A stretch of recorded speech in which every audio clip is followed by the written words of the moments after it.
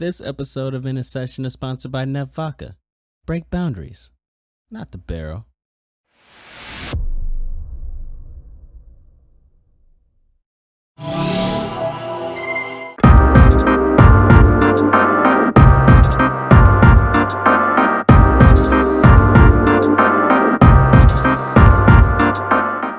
Ladies and gentlemen, boys and girls, welcome. Today, we have an activist, physical therapist, founder of JAS and Queens Greens, and she's on the path to get her PhD. Oh, and did I mention she's a model? I'm your host, Neeson, and you're now in a session with Rachael EuBanks.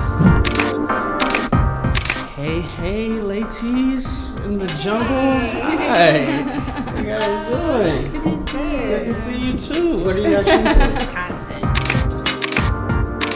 Content. Always content. Let me try to get a little content in here. I'm terrible at photo shoots. I feel like my face just never fits. I try. I'm gonna stick to what I know, and that is interviewing and talking to people. Get a nice drink coming. Got the mood right. Thank you. My God. Look at cheers. Yeah. Cheers. Thank you. Oh, that's great. Oh man. Yeah, I like it. Oh yeah. So Luke Barr over at Neff actually made these drinks specifically for us with the Neff vodka. And he made it with a little peach. I'm just going to take another sip of that because that's real refreshing. It is good. I'm going to pace myself. Yeah, you have to. You have to. We got a long interview. We got a lot to talk about. Speaking of that, what inspired you this morning? This morning, I think it was, I had to drive through Pasadena, and I like the little things, and Pasadena has a lot of, their homes are very detailed, and I was like a little distracted, but it's the little things that inspired me today, I think. So you can tell that you're not from LA because Pasadena inspired you. I like it. Pasadena is cute. Everybody has cute little houses and their little gardens. It's an old town. Yeah. It's a very, it's an historic town in Los Angeles County. Cozy. That leads to our first topic is you're from Detroit, Michigan, right? How long have you been out here? I think it's probably been a year and a half. What is it about Detroit that you feel helped shape the Rachael that's sitting in front of me right now? It's like home, I guess, and it's a community type of sense, and I think that's something that I noticed when you move to a place where you don't know people or see familiar faces, like you kind of take that for granted. So I like knowing the lady that owns the restaurant who knows my order off bat, and like, it's always like, have a good day, sweetie, or whatever. Things like that is nice, and having a community. Detroit, a lot of people's parents worked in the motor company factories, and their parents worked there, and so you go to, University of Michigan State, which are great colleges, and then you raise your family there, and then it just like keeps going forever and ever and ever and ever. So it's a lot of community and I guess heritage.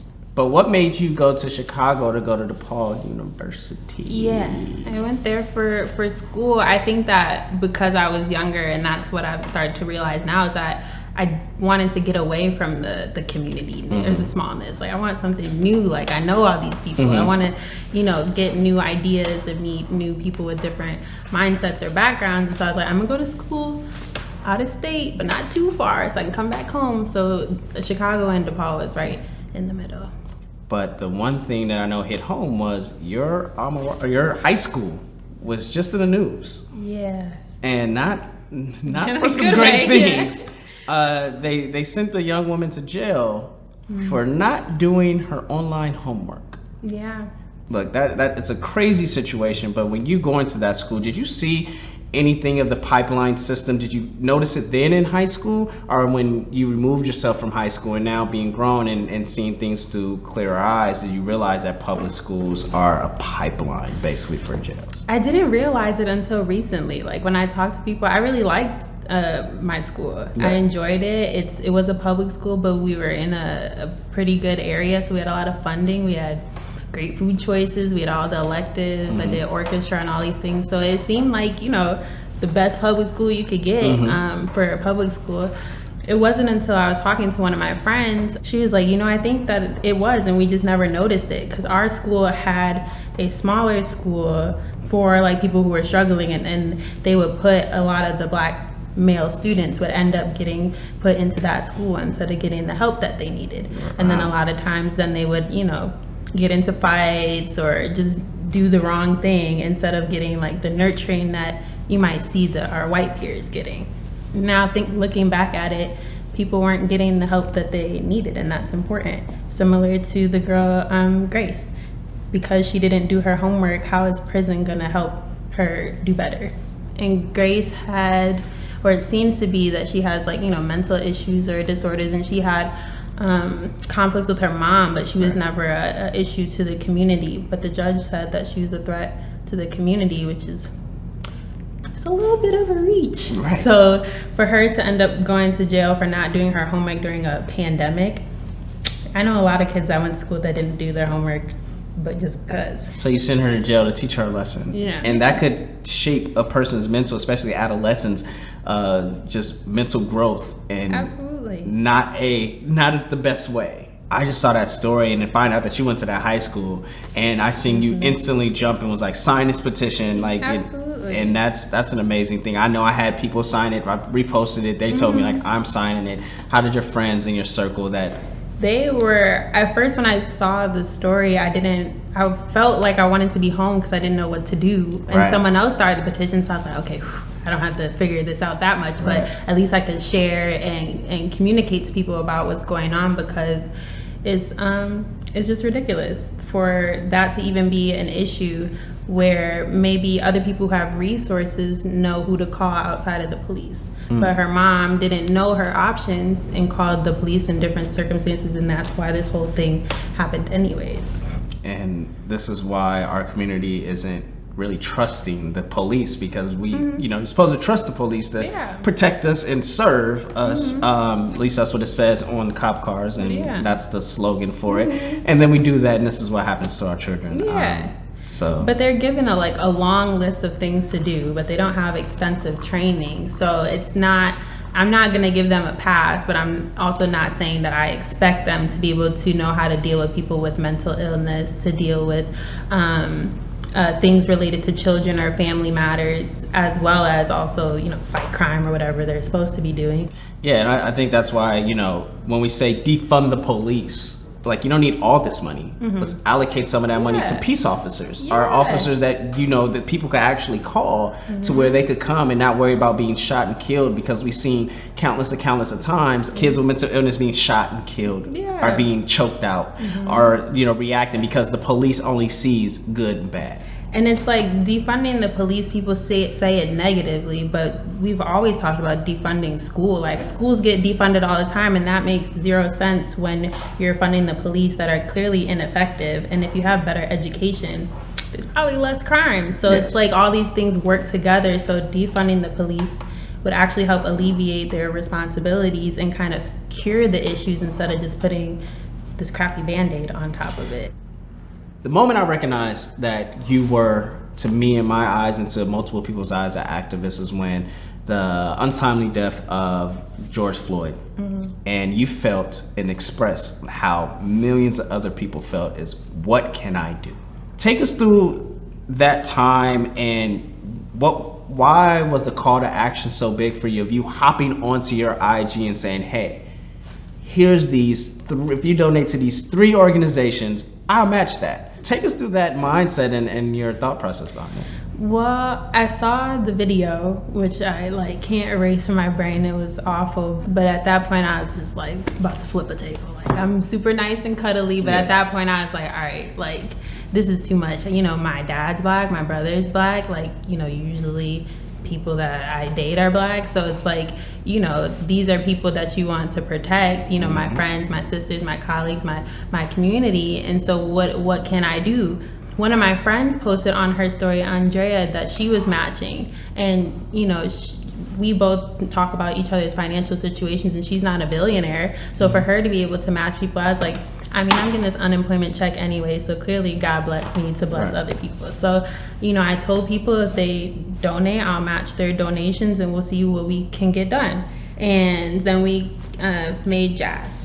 Justice, Anti-Racism, and Solidarity is our resource to kind of help allies or people who want to be allies understand how to properly help and find their best way of helping. Because I am exhausted doing it by myself. So I was like, let me just share this with everybody, because it's exhaustive to tell people how to treat you right.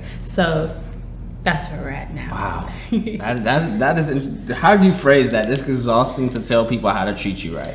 Where did this side come from? Because a lot of people feel like they want to do things and they want to jump into it and to be an activist and just have their voice heard, but they don't. Where did this come from on your end? It's probably like family stuff, things I've seen my parents do, or my mom has told me, my dad. I don't know, it makes me feel better about myself too, I guess. But being able to help people or do what you can, I feel like is a part of our role in a community. I think there was a quote that was like, nobody goes broke over giving. And I don't really think there's ever been a time where I gave my time or my money where I've really been like, I'm gonna need that back. Like, you know, so it's just, as long as you have good intentions, you might not get what you expect out of it. But if you go with the mindset just to be helpful, that's all you can do, I guess.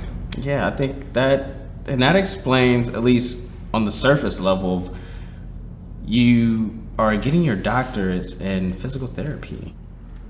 Is this why, from your dad, you know, your dad being a doctor, say, no, you have to do something that helps people, and then now you're helping people and inspired to help people physically and also get back to, I guess, their shape? Or how would a physical therapist describe it? Well, it's like, you know, people go to rehab for drugs or whatever, but physical therapy is rehabilitation too. Over time, after like shadowing and working with other physical therapists and seeing what the job was really like, I, you know, saw like sometimes people were in car accidents, or this one girl just had some random rare disease nobody heard of, and she was, you know, our age. And so it's like helping people that, you know, just fall on this random luck, literally get back on their feet. You know, teaching a grown man how to walk again is something that just is helpful, I suppose. And so it seems like something nice. And I also thought of this field specifically in the healthcare system because it's only, I think, 5% African American, but we all go to the doctor and we all go to physical therapy. And so out of all the physical therapists I've shadowed, I've yet to work with a Black one, let alone a Black woman. So trying to diversify the field just so when you go in a clinic, you can see someone that looks like you. This is true, because I've had my fair share of injuries and time at the PT, and I've never had a Black physical therapist ever. And when I say I have my fair share, I have my fair share. Yeah, I worked in a big hospital for a while. It was like 24 floors, and I'm just like, and it's just for physical therapy. So I'm like, hello? Right. No? Okay, cool. I'll be the one. But like I said, we're at a photo shoot of yours. Oh yeah. And you're a model. How to get there. And you're a model, and you're repped in what, 5 different agencies? You said. Yes. Wow. Yeah, that's. I mean, that's a lot. So what, if you had to give like an advice to a young woman that, you know, is thinking about modeling, or what would you give to them? Do your homework, I think, and do the work, because you can be pretty, but there's also just, it's a business. So you have to, you know, come on time, have your model bag ready, have certain like etiquette so that people want to rehire you.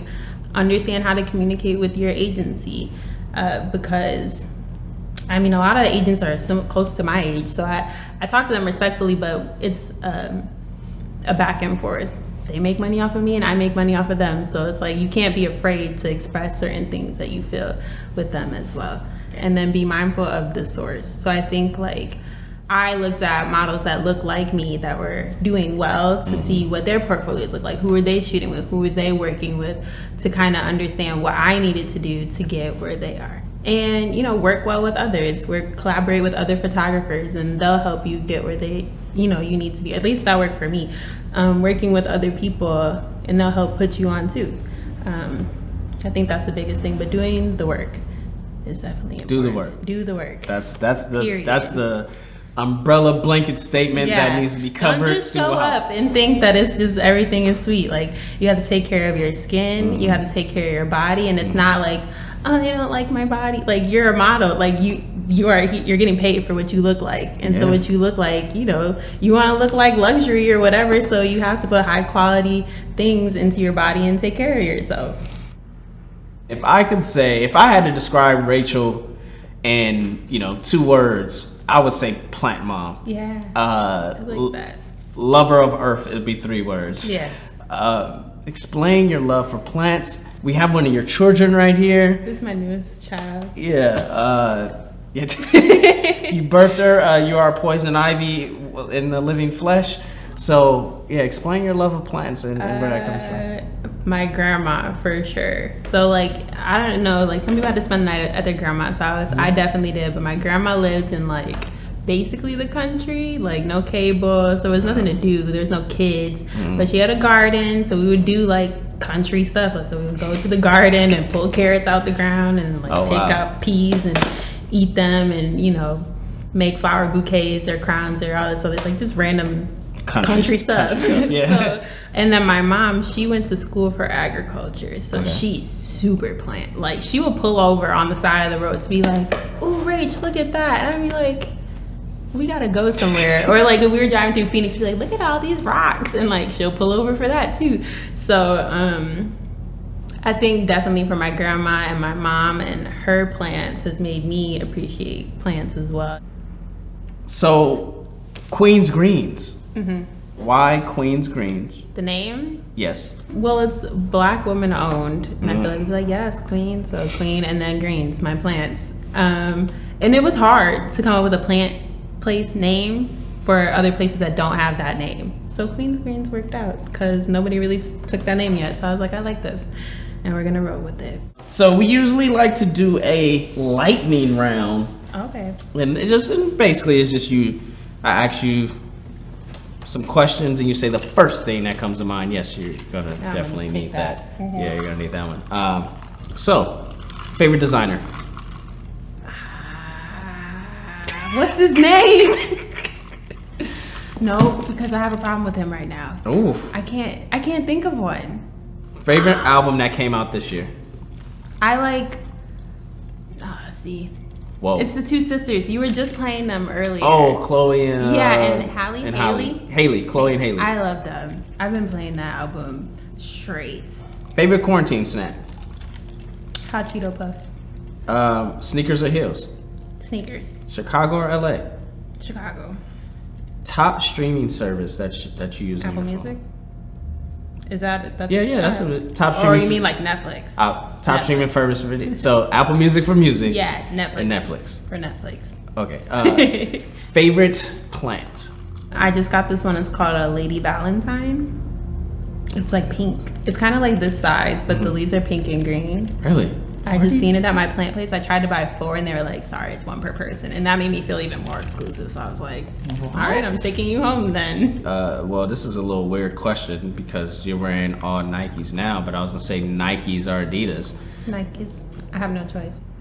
You know what? Let's dive a little deeper. Pull out the Blackie Bohemian questions here. Where did you get this? Man, this all black cool. Bohemian. He has a coffee shop. Huh. That he sells these books called Black Bohemian and Book of Questions.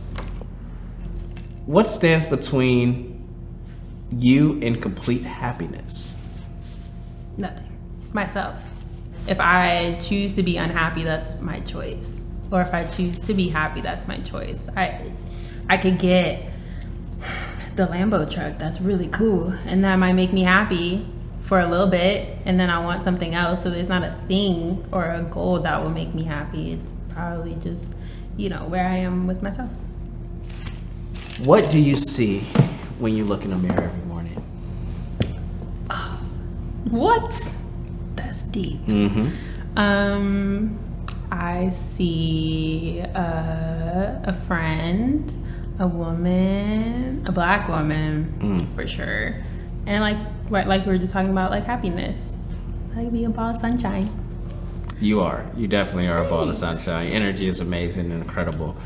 So we want to see that energy in our segment we like to call In the Booth, which this one's a little different because, you're not a rapper or a singer. I don't think you want to hear it. I do want to hear it. No. I want to hear it. You can't sing? No. Well, I mean, we have beats. I cannot sing. We have beats. But I can't sing. If it was like in the shower alone, I'd be hitting the notes, but that's about it. Got it. All right. Well, you're not in the shower in this, so we're not doing any singing.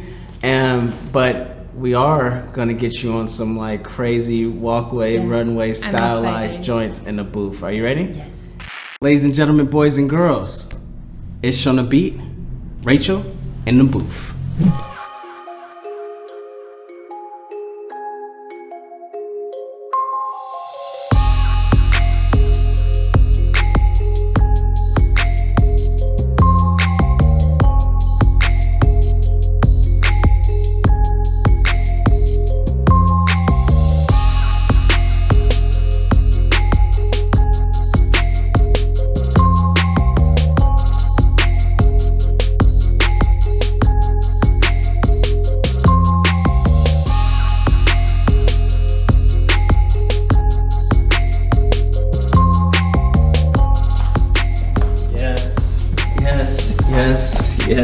Yes. You are fantastic. That was amazing. That was incredible. But before we let you go, you have such a kind heart.